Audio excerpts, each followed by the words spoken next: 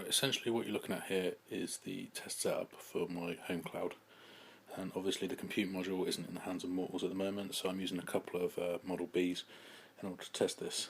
The Model Bs are clearly plugged into a layer 3 switch which has VLAN set up for my test networks and destination networks, etc. And there's a laptop sitting on top which is running some virtualized firewalls and routers. Essentially the software's working pretty well. It goes from one to the other through these virtual firewalls and routers as if it was some kind of internet. There's some DNS servers sitting on there, so it's like a tiny miniature lab-based internet, and it works pretty well as if it would in a home.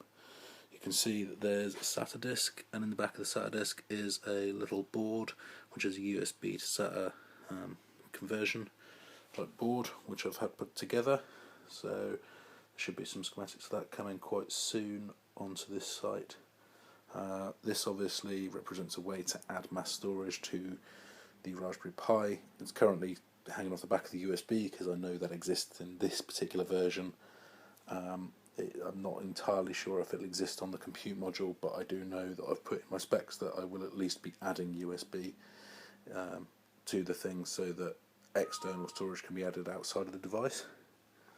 So that's about it at the moment. I've currently got some code working so that the two devices do actually connect to each other. They sort of handshake, they can go through authentication and stuff.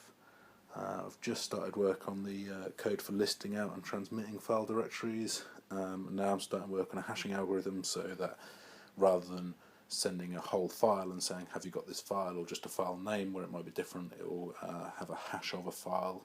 So you can condense obviously a lot of information into one small, ideally unique identifier, which could be used to identify any files on the network, thus reducing traffic sent between nodes.